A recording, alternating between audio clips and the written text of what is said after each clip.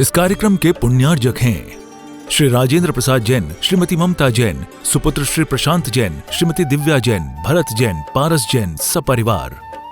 जब चंद्रगुप्त मौर्य, चूंकि उसका जो मंत्री था, इसको चाणक्य बोलते हैं, कौटिल्य भी बोलते हैं, दूसरा नाम उसका, कौटिल्य का अर्थशास्त्र फेमस है। तो चाणक्य, चूंकि चाणक्य भले ही मंत्री था, लेकिन वो किंग मेकर था, क्योंकि उसी ने चंद्रगुप्त की तलाश की थी कि इसको ही मैं राजा बना करके अपने उस मकसद में कामयाब हो पाऊंगा, जिस मकसद को कामयाब बनाने के लिए मैंने कई दिनों से इंतजार किया है और धैर्य रखा है। और चंद्रगुप्त उनके मकसद को कामयाब करने में सबसे सटीक व्यक्ति उनको प्राप्त हुआ। उसको राज सत्ता देकर के राजा बना दिया और खुद मंत्री बन बैठा। और चूंकि चाणक्य के बारे में तो लोग ये कहते हैं कि किसी की यदि बुद्धि ज़्यादा बढ़ जाए तो बोलते हैं बहुत चाणक्य है वो। सही दिशा में काम करे तब चाणक्य बोलना चाहिए, लेकिन गलत दिशा में काम करने वाले को तुम चाणक्य बोलने लग जाते हो तो भी तुम्हें चाणक्य की परिभाषा सही से नहीं आती। तो बस बन गया। और जो भी अपने आसपास की जो भी बाधाएं थीं, जो भी अन्य राजा थे, सत्ताएं थीं, उन पर जो अपना आधिपत्य हासिल करना था, और जब उस मकसद में कामयाब हो गया तो हर व्यक्ति को अपने मकसद में कामयाबी के बाद या तो अभिमान खेल लेता है अथवा वैराग आ जाता है। बहुत कम लोग होते हैं जिनको मकसद में कामयाबी के बाद वैराग आता हो। ये तो आम लोगों के लिए तो अभिमान सामने आ जाता है। चाणक्य ने सोचा मेरा काम पूरा हो गया, वैसे भी राजा तो चंद्रगुप्त हैं, मुझे जो कार्य करना था मैंने कर लिया। और आपको ज्ञात होकर के खुशी होगी कि चाणक्य भी संन्यास धारण कर लेते हैं। इस बारे में आपका भारतीय इतिहास मौन है, लेकिन जो हर जगह मौन के रूप में सामने आता है, गौण के रूप में सामने आता है, गुरु उसको जाकर के जग जाहिर कर देते हैं। इसलिए तो गुरु का स्थान इस भारतीय इतिहास में सर्वोपरि माना जाता है। चाणक्य जब सन्यास को धारण कर लिए, सन्यासी हो गए, अब चंद्रगुप्त को लगता है मैं यहाँ क्या करूँ, मुझे तो वैसे इस राजपाट से ज़्यादा सरोकार नहीं था। जिसको इस राजपाट से ज़्यादा रुचि थी, जब वो भी यहाँ से विरक्त हो गए, अब मैं यहाँ क्या करूँ। अब किसी मंत्री को राज्य छोड़ देना बहुत आसान है, क्योंकि पूरी जिम्मेवारी राजा की है, लेकिन किसी राजा को यूं ही उस राज्य को छोड़ देना ये त्याग नहीं, पलायन माना जाएगा। और पलायन किसी भी व्यक्ति के लिए अहितकर माना जाता है और प्रजा के लिए तो बहुत बड़ा दुष्कर माना जाएगा। ऐसा मान करके वो अपने किसी उत्तराधिकारी की तलाश कर रहा है। कौन? चंद्रगुप्त मौर्य। और जब तक उसको उत्तराधिकारी नहीं मिलता और अंदर छटपटाहट है वैराग्य की, तो जब किसी वैरागी को देखता किस प्रकार के भाव करता, आपको सुनकर के आश्चर्य होगा।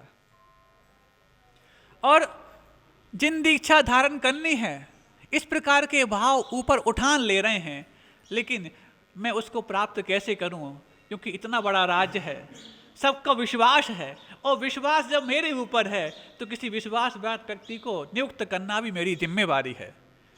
वो तलाश कर रहा है, और जब तक तलाश पूरी नहीं होती तब तक किसी दिगंबर साधु को देखता, आहार दान करते हुए किसी को देखता, अथवा स्वयं आहार दान करता, किस प्रकार के भाव करता, इस कुछ पंक्तियों में वो भाव आने वाले हैं।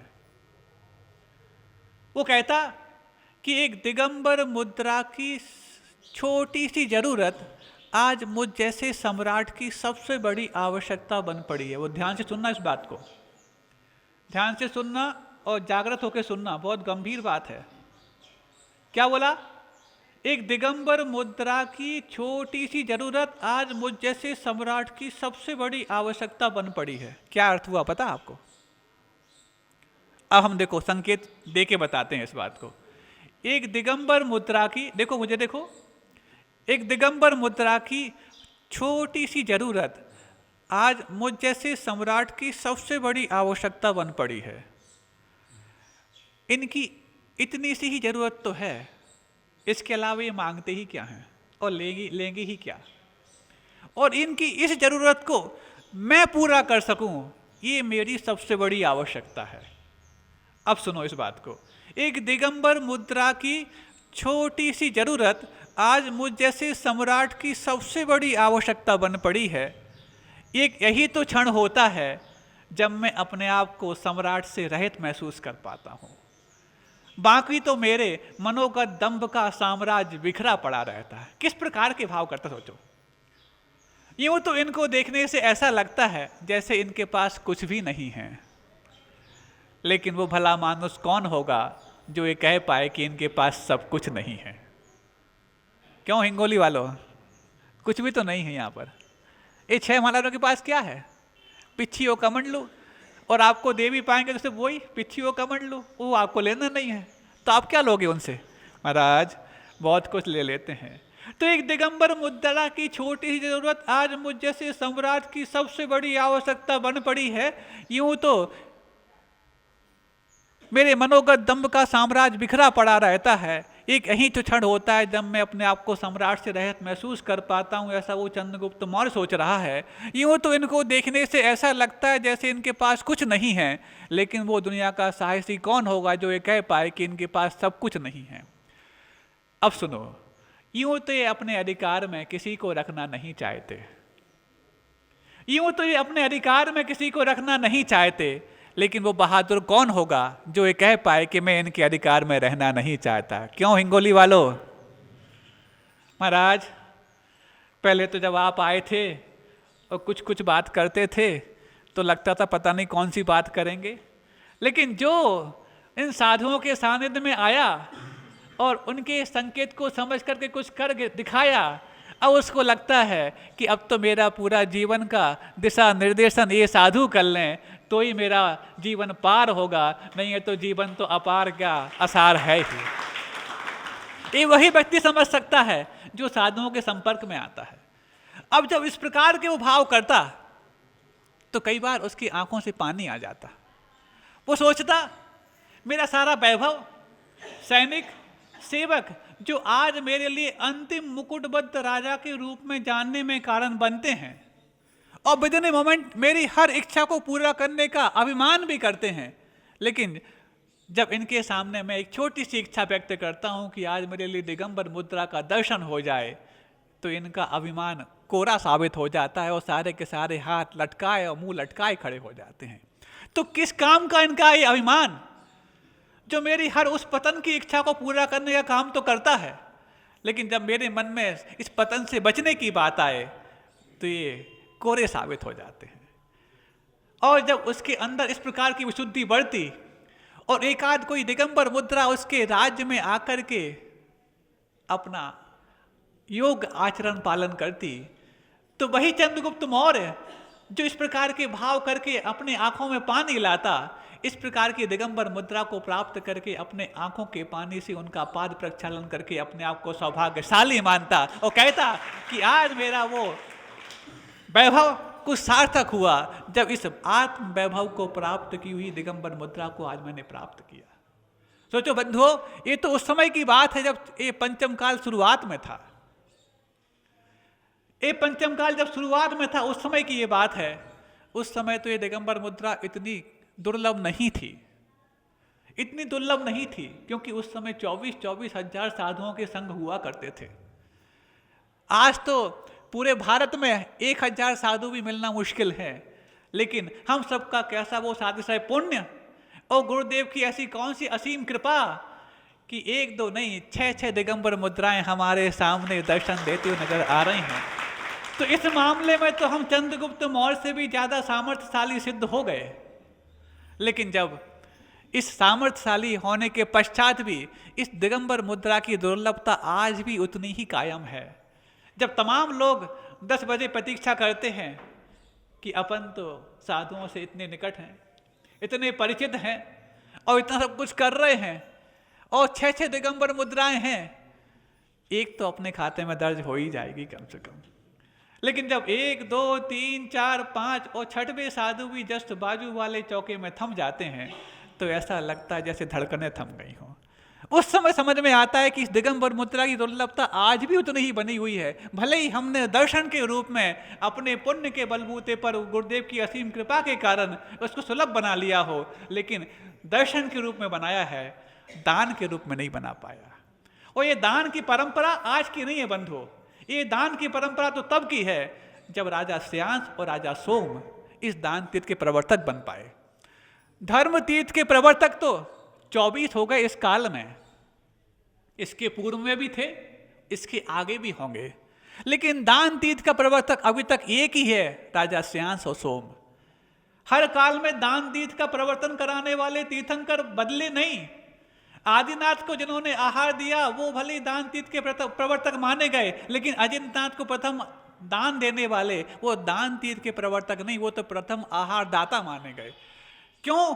क्योंकि जब तक आदिनाथ को आहार नहीं दिया था तब तक दान की विधि कोई जानता नहीं था, और दान की विधि नहीं जानते थे तो इतने बड़े महापात्र आपके द्वार तक आए, लेकिन दान की विधि नहीं जानने के कारण आपने इतने बड़े महापात्र को भी द्वार से वापस लौटा दिया। इतना गहरा पश्चाताप उस वक्त उस श्रावकों को हुआ कि सब कुछ तो हमारे पास है, क्या नहीं है, जो चाहे वो दे सकते हैं, दिव्य दिव्य दे सकते हैं, पूरे तीर्थंकर तो पूरे श्रावक तो क्या, पूरा देव परिवार भी जो स्वधर्म सोचता है, मैंने तो इनके लिए बचपन से लेकर के और रात सत्ता जब तक संभाली तब तक वस्त्र आभूषण भोजन सब कुछ मैंने लाके दिया, अब तो मैं अभिमान कर सकता हूं कि पहला ग्रास तो मैं ही दूंगा, लेकिन जब पहला ग्रास तो क्या अंतिम भी ग्रास देने को उसको नहीं मिला तो वो भी धिक्कारता अपने वैभव को। यहाँ पर सारे, चाहे भरत चक्रवर्ती हो, चाहे बाहुबली हो, चाहे वो ब्राह्मी हो, सुंदरी हो, चाहे सारे सारे और नायक हों, सब धिक्कार रहे हैं कि पात्र आ तो रहे हैं, लेना भी चाहते हैं, लेकिन हम दे नहीं पा रहे हैं। कैसा वो तीव्रतम अंतराय कर्म का उदय होगा बंधुओं? क्या वो तीव्रतम अंतराय कर्म का उदय आज हमारे साथ तो नहीं जुड़ रहा? क्योंकि हम देना चाहते हैं, नहीं दे पा रहे, भाव हो रहा नहीं दे पा रहे, और यदि उदय में आए तो कोई बात नहीं, निकल जाएगा, लेकिन यदि आज वो अंतराय कर्म हम बांध रहे हैं कि देने योग्य कोई काम है और हम नहीं दे पा रहे हैं, तो कितना महान अंतराय मानेंगे। तो उस वक्त 6-6 महीने तक वो आए लेकिन हम दे नहीं पाए, ऐसा घोर पश्चाताप उन श्रावकों ने किया। और एक बार जब विधि सीख ली और श्यांस और सोम ने प्रथम आहार दे दिया, उसके बाद उस विधि को आज तक नहीं भूला। 24 तीर्थंकर पूरे निकल गए, चतुर्थ काल पूरा हो गया, पंचम काल भी प्रारंभ हो गया और पंचम काल भी मध्य में आ गया, लेकिन इस पंचम काल के अंत तक जब तक वीरांगज मुनिराज होंगे तब तक दान तीर्थ के प्रवर्तक वही राजा श्यांस और सोम ही माने जाएंगे। ये श्रावक कहते हैं धर्म तो हम बार बार भूल जाते हैं, इसलिए धर्म तीर्थ के प्रवर्तन कराने के लिए बार बार तीर्थंकर की आवश्यकता महसूस होती है, और एक के बाद 24 हो गए। लेकिन दान की विधि जो हमने एक बार सीखी वो इस पश्चाताप के बाद सीखी थी कि हमने 6 महीने तक देरी कर दी, पात्र सामने था, दे नहीं पाए, अब ऐसी गलती बार बार नहीं करेंगे। एक बार सीख लिया तो जब तक ये जिनशासन पंचम काल के अंत तक चलने वाला है तब तक इस दान की विधि का हम उसी प्रकार निर्वाह करते रहेंगे जिस प्रकार की शुरुआत राजा श्यांस और सोम ने की थी। कितनी अद्भुत बात है बंधु, इस बात को रखने में अभी मुझे लिए बहुत एक प्रसन्नता हो रही है, एक आह्लाद हो रहा है। और जब ये बात करने में आह्लाद होता है तो फिर मैं सोचता हूँ श्रावकों को ये काम करने में कितनी खुशी नहीं होती होगी। जो पुण्यानुभूति करते हैं वो भी खुशी करते हैं, और जो उनको देखते हैं वो भी खुश होते हैं, और जो अपनी नई घोषणा करते हैं वो भी खुश होते हैं, क्योंकि ये तो हम दान तीर्थ के प्रवर्तन में अपनी आहुति देने वाले उस परंपरा की एक पार्ट बन गए। ऐसा ही वो पार्ट आपके जीवन में शुरू हुआ है। लेकिन जानना, सिर्फ आहार दान के रूप में दान तीर्थ का प्रवर्तन नहीं था, हर दान का प्रवर्तन, क्योंकि विधि के अभाव में कोई भी दान कोरा साबित होता है। आहार दान की विधि अलग होती है, तो विधियां तो वही होती हैं दाता के 7 गुण के साथ कि श्रद्धा, भक्ति, तुष्टि, अमास्तर, अलुद्धता, विवेक और क्षमा, ये दाता के 7 गुण होते हैं। प्रत्येक दाता को अपने इन 7 गुणों का परिचय भी होना चाहिए। कभी समय मिला तो इन 7 गुणों के बारे में बताऊंगा, अभी तो आज समय पूरा हो गया। और आपको साधुओं के 28 मूल गुण तो जल्दी पता लग जाते हैं कि इनके पास 28 में एक आध कम तो नहीं हो गए, लेकिन उससे 25% मात्र, 28 के 25% कितने होते हैं? 7 चौके 28 होते हैं ना, 25% मात्र दाता के गुण हैं, ये दाता के 7 गुणों में किनको पता था कि मेरे पास ये गुण होना चाहिए? आहार दाता हो चाहे वो दान दाता हो, ये 7 गुण होंगे तभी जा करके आपकी दान की भूरी भूरी प्रशंसा होगी। वो पंच आश्चर्य के लिए देवता भी आकर तरसेंगे। आज देवता क्यों नहीं आते? क्योंकि साधुओं के पास 28 मूल गुण तो वो ही हैं जो चौथे काल में थे। क्योंकि 28 मूल गुण के बगैर तो तुम आहार दोगे नहीं। उत्तर गुण भले ही कम ज्यादा हो जाएं, लेकिन मूल गुण तो वो ही हैं। तो वो साधुओं के मूल गुण से प्रभावित होकर के देवता यहाँ पर पंचाशय की वृष्टि करने नहीं आते बंधुओं। वो तो दाता के 7 गुणों से प्रभावित होकर के पंचाशय की वृष्टि करने आते हैं। और यदि आज भी कोई दाता अपने 7 मूल गुणों का पालन करे, जो दाता के 7 गुण माने जाते हैं, तो आज भी कोई बड़ी बात नहीं कि पंचाशय की वृष्टि अहो आश्चर्य आदि आदि आज भी होने लग जाएं। ऐसे ही ये दाता ऐसे होते हैं, इनके बारे में जितना बताया जाए कम है। समय मिलेगा तो और बताया जाएगा। आज दोपहर में भी यदि आप आओ तो इस विषय को मैं आगे बढ़ा पाऊंगा। अहिंसा परमो धर्म की, बोधि समाधि परिणाम शुद्धि, स्वात्मोपलब्धि शिव सौख्य सिद्धि, चिंतामणिम चिंतित वस्तु दाने त्वाम वंदे मानस्य ममास्तु दे। इस कार्यक्रम के पुण्यार्जक थे श्री राजेंद्र प्रसाद जैन, श्रीमती ममता जैन, सुपुत्र श्री प्रशांत जैन, श्रीमती दिव्या जैन, भरत जैन, पारस जैन, सपरिवार।